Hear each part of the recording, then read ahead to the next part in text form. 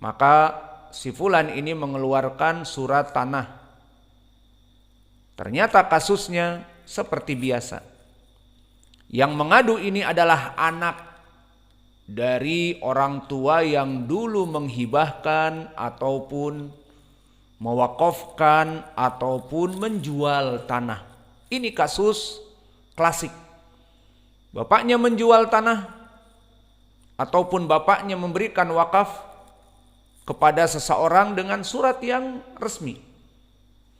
Kemudian datang anaknya, datang keponakannya, datang cucunya yang ingin mengambil hak tanah tersebut.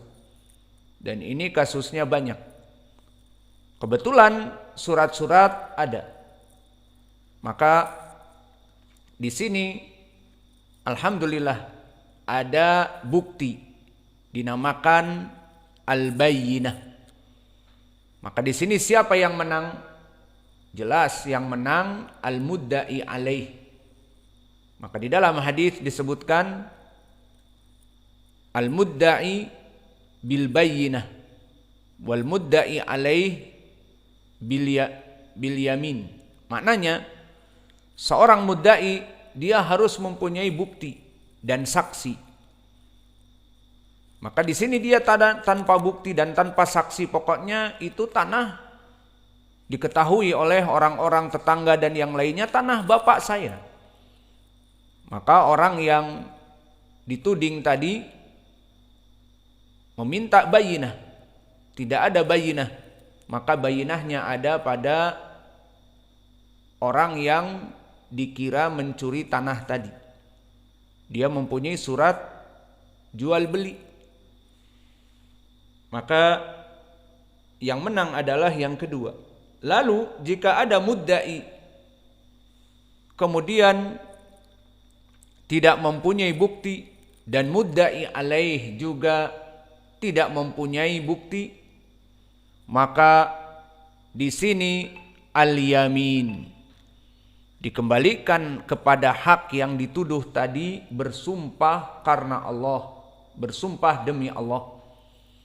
Ini yang jadi poin pendalilan kita. Di mana di saat seseorang mengadu si fulan mencuri barang saya, maka diadukan ke qadhi dan qadhi memanggil si fulan tadi.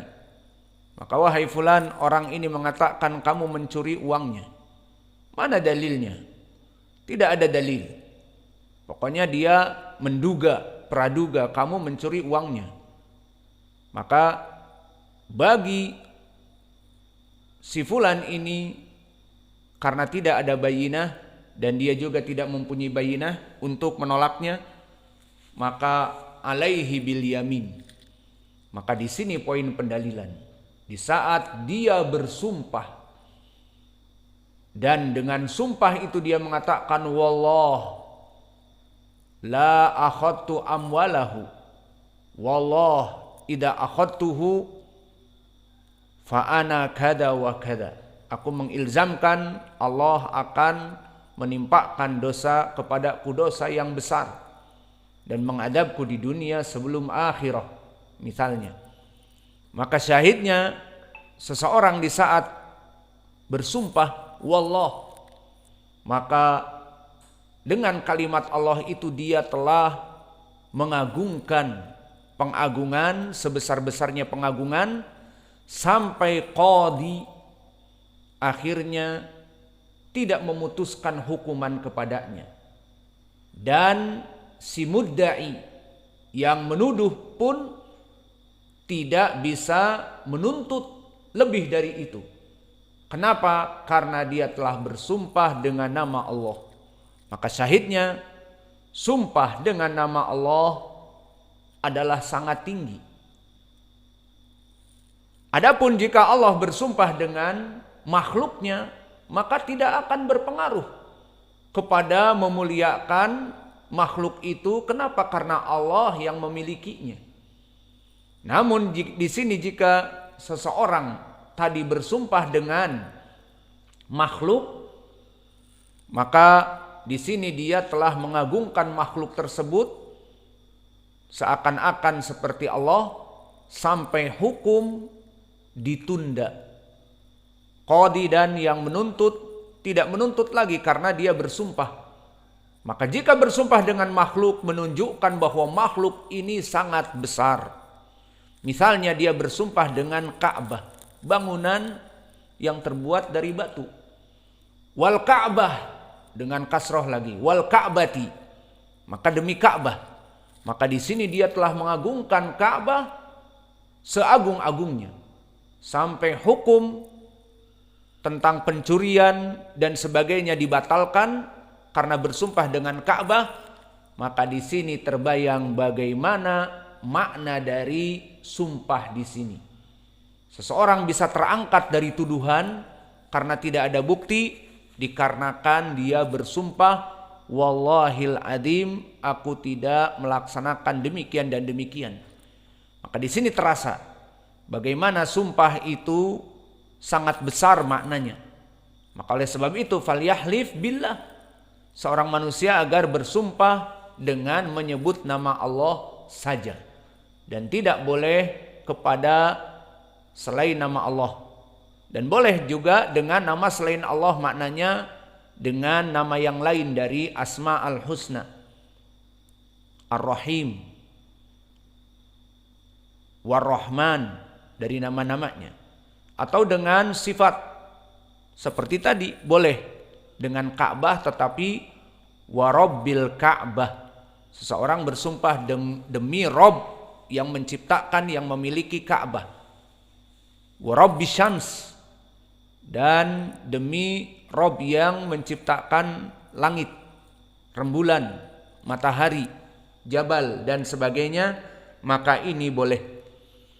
Di sini sekarang terasa bagaimana yang namanya sumpah bahwa dia adalah pengagungan. Maka tidak sembarangan seorang bersumpah. Maka oleh sebab itu banyak di dalam hadis-hadis yang lain, termasuk dari dosa yang besar, man yahlif lisil'atihi, di mana dia bersumpah untuk barang dagangannya agar laku. Di antaranya hadis yang diriwayatkan oleh Imam Muslim dari Abi Hurairah, salasatun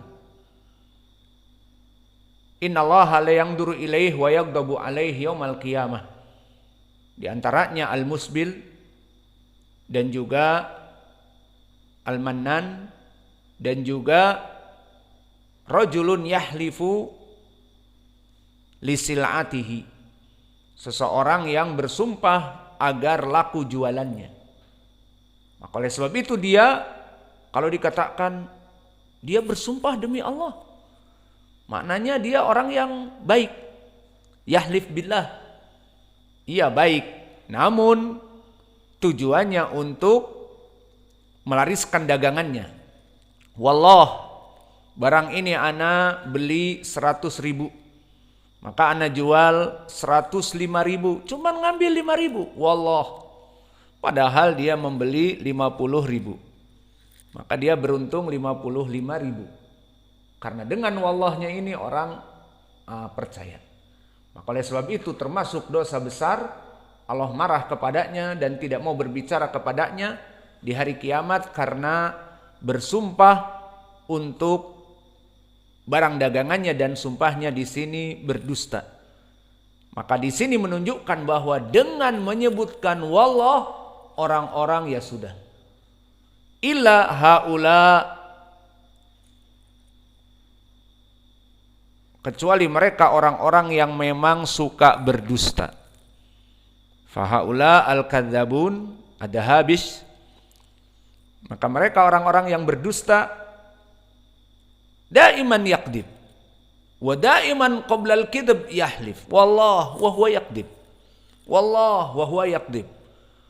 Wa ma'adalik lama yaqul wallah yangdur ila mushaf, ida mawjud mushaf wa yamsik al-mushaf, wallah wa yamsik al-mushaf. Wa adu qabla hada salli ala nabi, Allahumma salli wa sallim wa barik ala nabiyina Muhammad, wallah hadal an huwa yaqdib daiman wa yaqul wallah, idan ma fi karamah bi lafad al-jalalah Allah, Allahul musta'an. Maka kesimpulannya, walaili adalah sumpah yang mana Allah lafadzkan kepada hambanya, maka di sini hukumnya mubah, boleh-boleh saja. Namun bagi seorang hamba tidak boleh. Walaili maksudnya adalah Allah bersumpah dengan waktu malam. Dan jika Allah bersumpah dengan makhluknya berarti meninggikan derajat makhluk tersebut. Walaili idza yaghsha, maka malam hari di saat mulai gelap. Dan di sini idza yaghsha menyeluruh kegelapannya. Maka Allah menjadikan malam hari untuk beristirahat bagi para makhluk, beristirahat dari pekerjaannya yang melelahkan. Wan nahari idza tajalla, dan di waktu siang hari, idza tajalla, di saat terang benderang. Wa ma khalaqa dzakara wal unsa, maka waw atifah dan ma mausulah, dan juga bisa di sini ma masdariyah.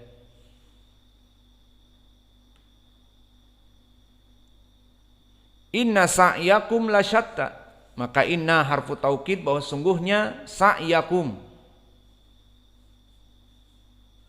inna sa'yakum ayyuhal mukallifun, maka apa yang kalian usahakan itu banyak sekali, tergantung dari amal-amal, dari apa yang kalian laksanakan. Inna sa'yakum lasyatta, maka amal-amal kalian itu sangatlah banyak sekali.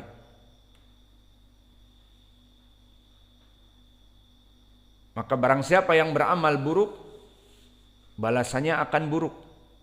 Maka barang siapa yang amalannya baik, maka akan baik. Dan nanti akan dijelaskan dari jenis amalan-amalan yang beraneka ragam tersebut.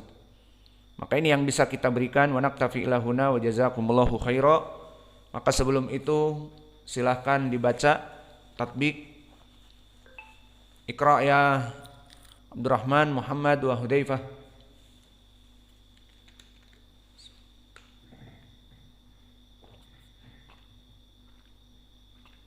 A'udzu billahi minasy syaithanir rajim. Qira'ah Hafs wa Yaqub. Inna sa'yakum lasyatta. Qira'ah Warsh wa Abi Amr. Inna sa'yakum lasyatta. Qira'ah Al-Kisai. Inna sa'yakum lasyatta. Inna sa'yakum lasyatta.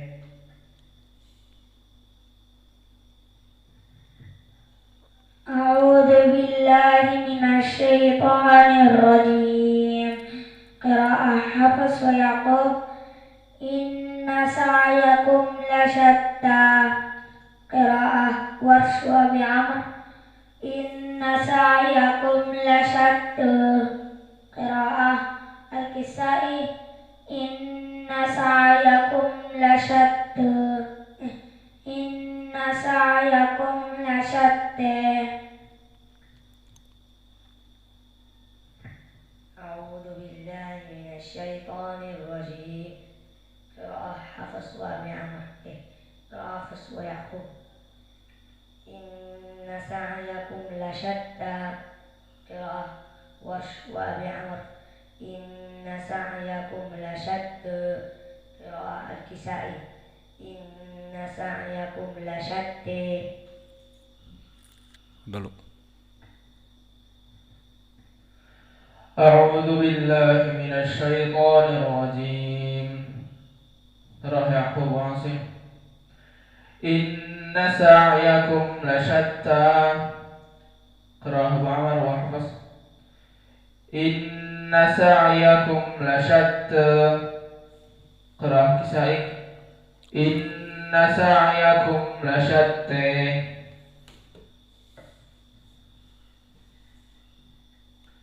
أعوذ بالله من الشيطان الرجيم قراءة حفص ويعقوب إن سعيكم لشتى قراءة ورش وعمر إن سعيكم لشتى قراءة الكسائي إن سعيكم لشتى.